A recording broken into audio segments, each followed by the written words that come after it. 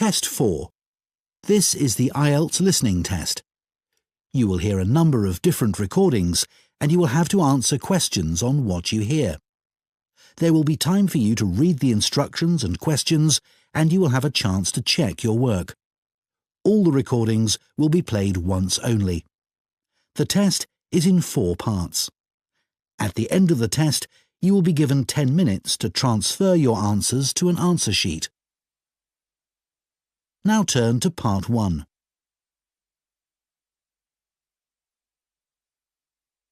Part 1.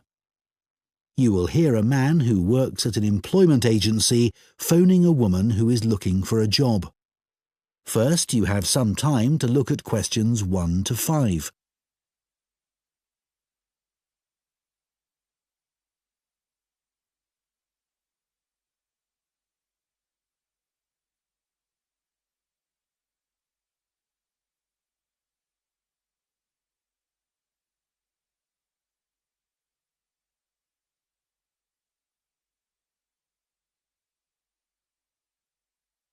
Now listen carefully and answer questions 1 to 5. Hello? Oh, hello. Is that Julie Davison? Yes. This is Greg Preston from the employment agency. We met last week when you came in to inquire about office work. Oh, that's right. Now, we've just had some details come in of a job which might interest you. OK. So this is a position for a receptionist. I believe you've done that sort of work before? Yes, I have. I worked in a sports centre for a couple of years before I got married and had the children. Right. Well, this job's in Fordham, so not too far away for you, and it's at the medical centre there. OK. So where exactly is that? It's quite near the station on Chastons Road. Sorry? Chastons Road. That's Chastons. OK,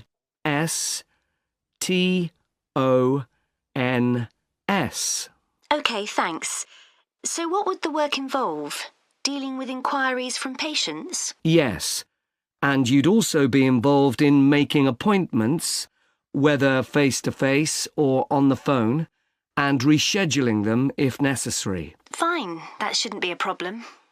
And another of your duties would be keeping the centre's database up to date. Then you might have other general administrative duties as well, but those would be the main ones. OK. Before you hear the rest of the conversation, you have some time to look at questions 6 to 10.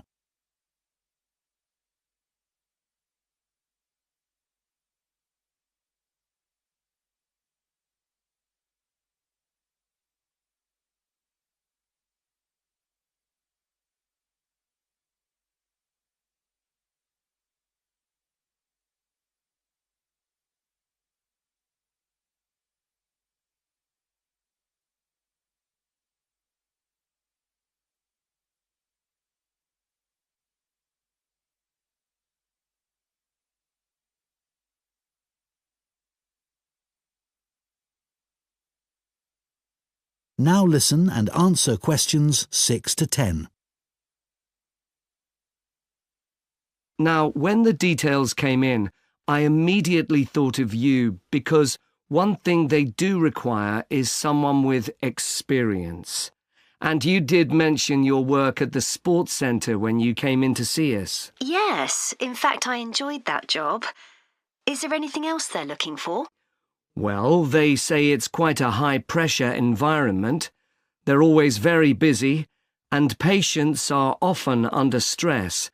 So they want someone who can cope with that and stay calm, and at the same time be confident when interacting with the public. Well, after dealing with 3 children all under 5, I reckon I can cope with that. I'm sure you can. And then another thing they mention is that they're looking for someone with good IT skills. Not a problem. So you'd be interested in following this up? Sure. When would it start? Well, they're looking for someone from the beginning of next month. But I should tell you that this isn't a permanent job. It's temporary, so the contract would be just to the end of September. But they do say that there could be further opportunities after that. OK. And what would the hours be? Well, they want someone who can start at 7:45 in the morning. Could you manage that? Yes, my husband would have to get the kids up and off to my mother's. She's going to be looking after them while I'm at work. What time would I finish? 1:15. That should work out all right. I can pick the kids up on my way home, and then I'll have the afternoon with them. Oh, one thing. Is there parking available for staff at the centre? Yes, there is. And it's also on a bus route. Right. Well, I expect I'll have the car, but it's good to know that. OK, so where do I go from here? Well, if you are happy for me to do so, I'll forward your CV and references, and then the best thing would probably be for you to phone them so they can arrange for an interview. Great. Well, thank you very much. You're welcome. Bye now. Bye. That is the end of Part 1. You now have 1 minute to check your answers to Part 1.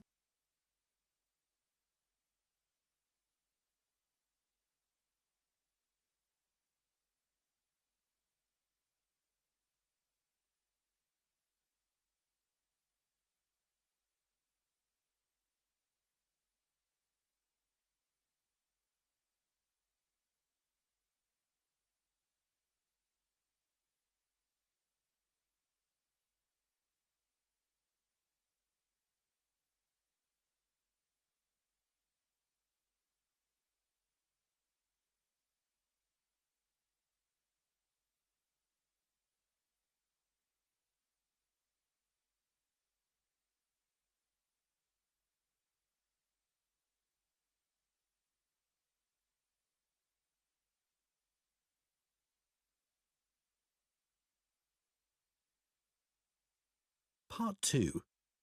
You will hear a guide at a farming museum talking to a group of visitors. First, you have some time to look at questions 11 to 14.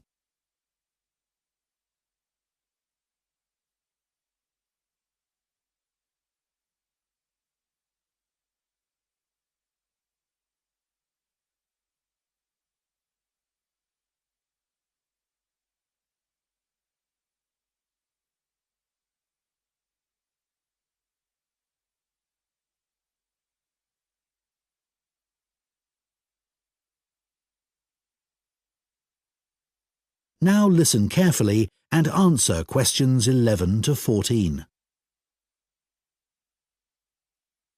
Good morning, everyone, and welcome to the Museum of Farming Life. I understand it's your first visit here, so I'd like to give you some background information about the museum and then explain a little about what you can see during your visit. So, where we're standing at the moment is the entrance to a large building that was constructed in 1880 as the home of a local businessman, Alfred Palmer, of the Palmer Biscuit Factory. It was later sold and became a hall of residence for students in 1911 and a museum in 1951. In 2005, a modern extension was built to accommodate the museum's collections. The museum's owned by the university, and apart from 2 rooms that are our offices, the university uses the main part of the building. You may see students going into the building for lessons, but it's not open to museum visitors, I'm afraid. It's a shame because the interior architectural features are outstanding, especially the room that used to be the library. Luckily, we've managed to keep entry to the museum free. This includes access to all the galleries, outdoor areas, and the rooms for special exhibitions. We run activities for children and students, such as the Museum Club, for which there's no charge. We do have a donation box just over there so feel free to give whatever amount you consider appropriate. We do have a cloakroom if you'd like to leave your coats and bags somewhere. Unlike other museums, photography is allowed here, so you might like to keep your cameras with you. You might be more comfortable not carrying around heavy rucksacks, though keep your coats and jackets on as it's quite cold in the museum garden today. Before you hear the rest of the talk, you have some time to look at questions 15 to 20.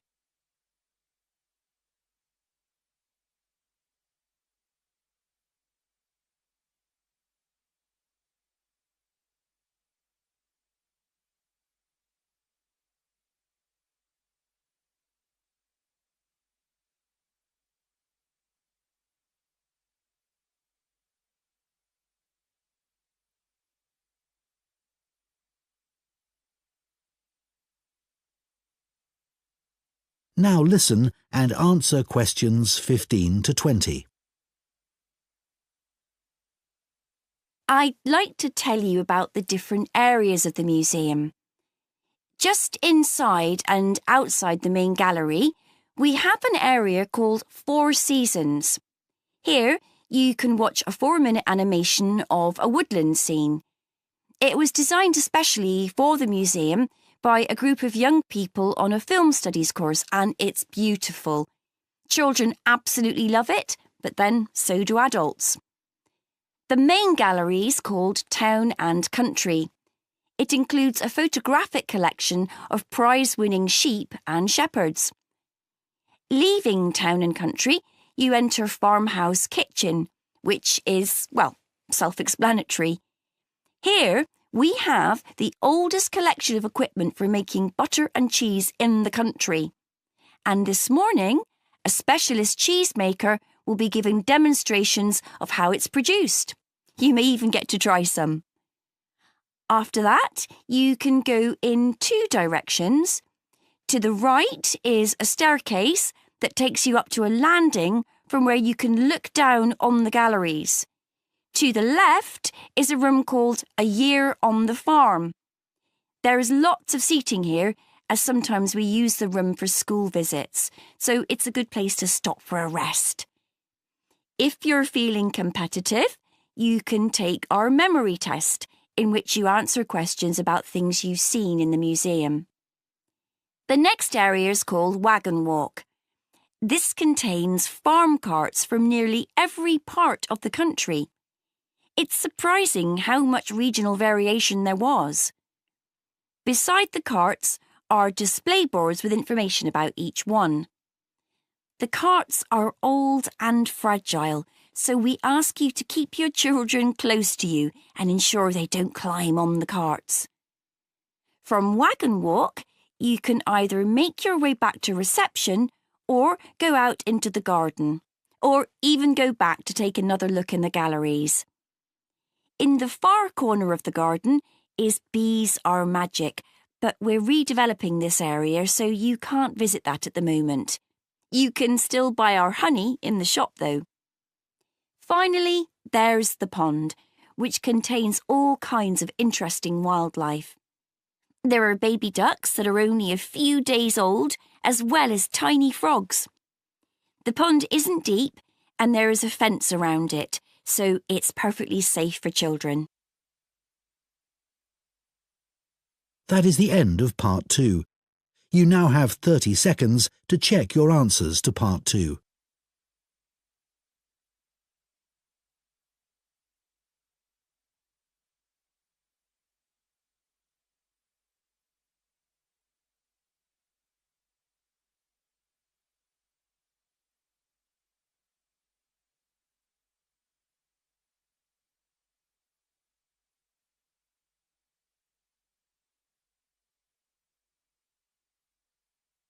Part 3.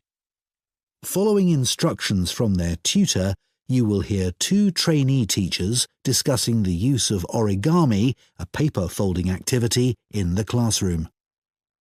First, you have some time to look at questions 21 to 27.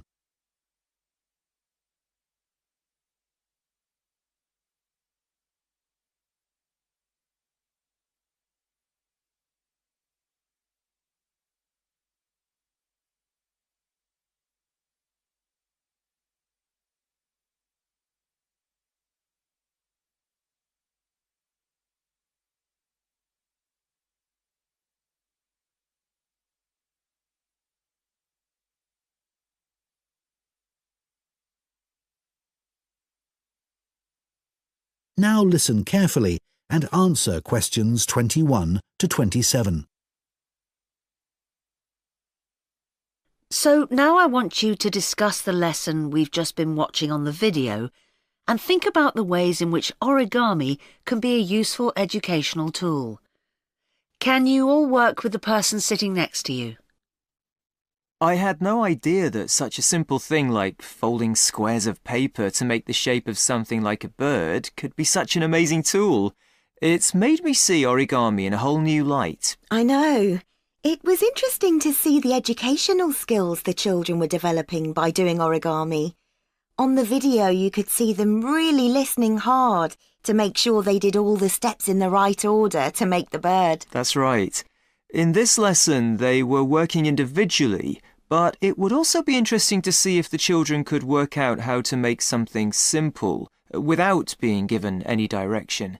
That would help with building teamwork as well. Yes, but much more of a challenge.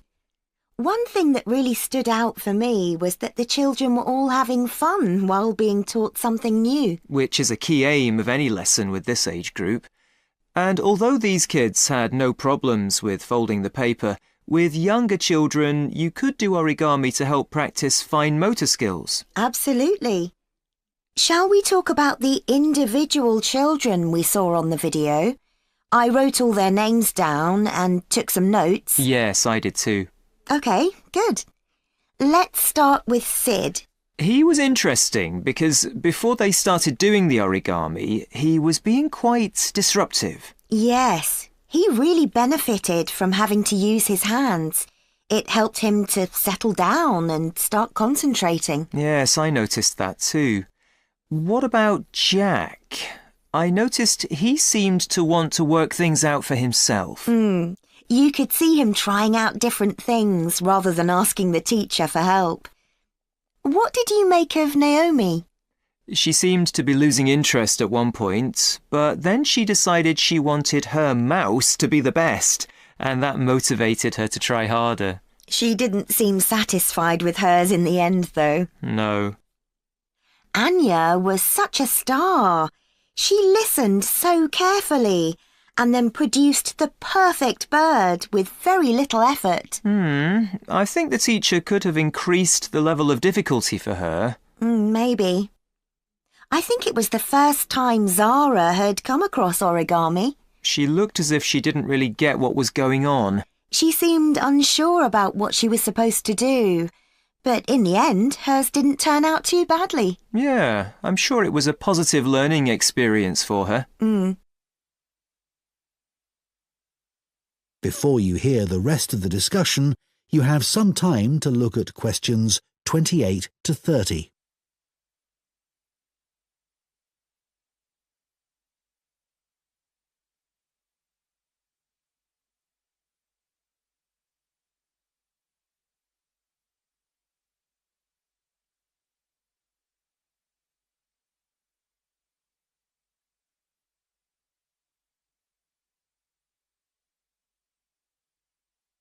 Now listen and answer questions 28 to 30. I think one reason why the origami activity worked so well in this class was that the teacher was well prepared. Right. I think it would have taken me ages to prepare examples showing each of the steps involved in making the bird, but that was a really good idea. The children could see what they were aiming for. And much better for them to be able to hold something rather than just looking at pictures. Those physical examples supported her verbal explanations really well. It's strange that origami isn't used more widely. Why do you think that is? Well, teachers may just feel it's not that appealing to children who are used to doing everything on computers, especially boys, even if they're aware of the benefits. Oh, I don't know. It's no different to any other craft activity. I bet it's because so many teachers are clumsy like me. That's true. Too much effort required if you're not good with your hands. Well, anyway, I think we should try it out in our maths teaching practice with Year 3. I can see using origami is a really engaging way of reinforcing children's knowledge of geometric shapes, like they were doing in the video. But I think it would also work really well for presenting fractions, which is coming up soon. Good idea. That's something most of the kids in that class might struggle with. Origami would also be good practice for using symmetry, but I think they did that last term. OK, well, let's try and get some ideas together and plan the lesson next week. OK, if you could also... That is the end of Part 3. You now have 30 seconds to check your answers to Part 3.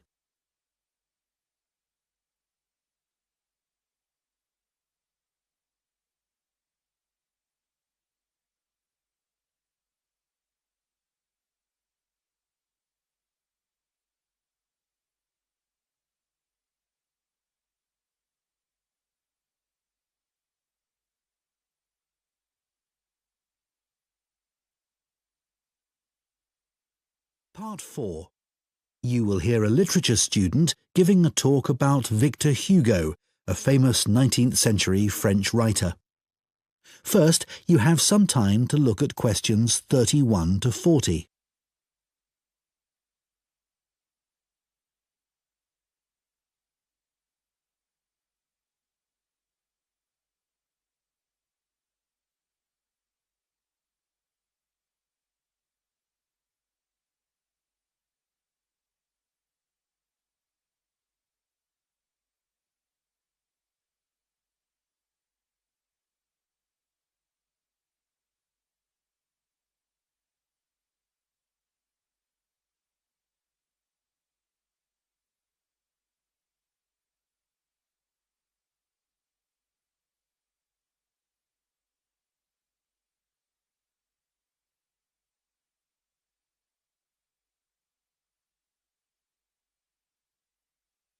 Now listen carefully and answer questions 31 to 40.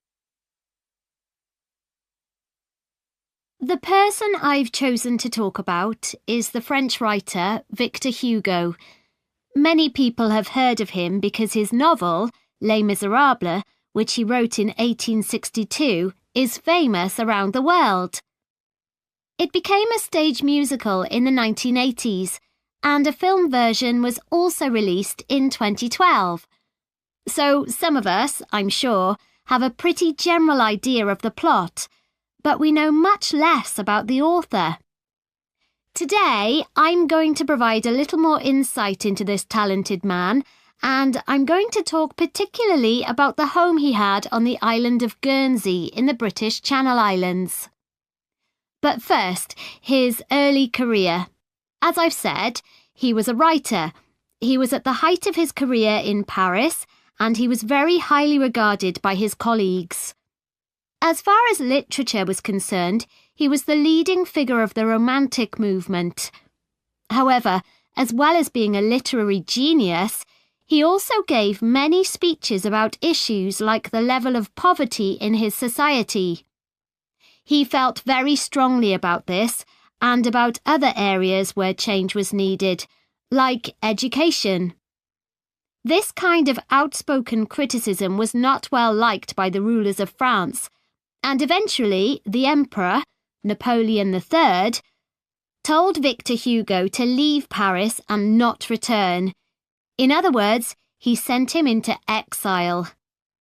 So Victor Hugo was forced to reside in other parts of Europe. Guernsey was actually his third place of exile, and he landed there in 1855. He produced a lot while on Guernsey, including Les Miserables, and to do this, he had to spend a great deal of time in the home that he had there.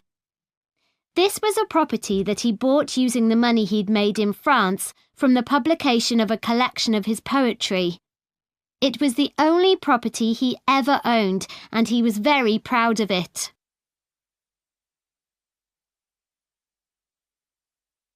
The property Victor Hugo bought on Guernsey was a large 5-storey house in the capital town of St. Peter Port, and he lived there for 15 years, returning to France in 1870 when Napoleon's empire collapsed. He decorated and furnished each level or floor of the house in unique and wonderful ways. And many people consider the inside of the house to be a work of art. Today, it's a museum that attracts 200,000 visitors a year. He lived in the house with his family, and portraits of its members still hang in rooms on the ground floor, along with drawings that he did during his travels that he felt were important to him. In other ground floor rooms, there are huge tapestries that he would have designed and loved. The walls are covered in dark wood panelling that Victor Hugo created himself using wooden furniture that he bought in the market. The items were relatively inexpensive, and he used them to create intricate carvings. They gave an atmosphere on the lower level that was shadowy and rather solemn. On the next level of the house, there are 2 impressive lounges where he entertained his guests. One lounge has entirely red furnishings, such as sofas and wall coverings, and the other blue. There's a strong Chinese influence in these areas in things like the wallpaper pattern and the lamps, which he would have made himself by copying original versions. His library, where he left many of his favourite books, forms the hallway to the 3rd floor and was a comfortable area where he could relax and enjoy his afternoons. And then, at the very top of the house, there's a room called the Lookout. Called that because it looks out over the harbour. In contrast to the rather dark lower levels, it's full of light and was like a glass office where he would write until lunchtime, often at his desk. So, Victor Hugo was a man of many talents, but he was also true to his values. While living in his house on Guernsey, he entertained many other famous writers, but he also invited a large group of local children from the deprived areas of the island to dinner once a week. What's more, he served them their food, which was an extraordinary gesture for the time period. In 1927, the house was owned by his relatives, and they decided to donate it to the city of Paris. It has since been restored using photographs from the period, and, as I mentioned earlier, is now a museum that is open to the public. That is the end of Part 4. You now have 1 minute to check your answers to Part 4.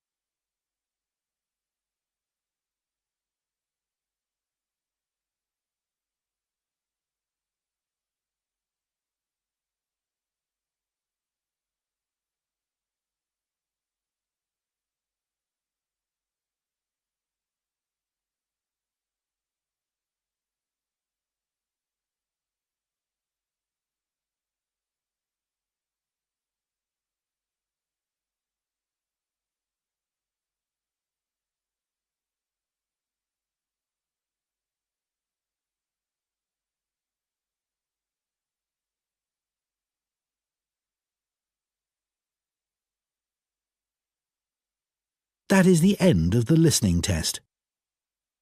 In the IELTS test, you would now have 10 minutes to transfer your answers to the listening answer sheet.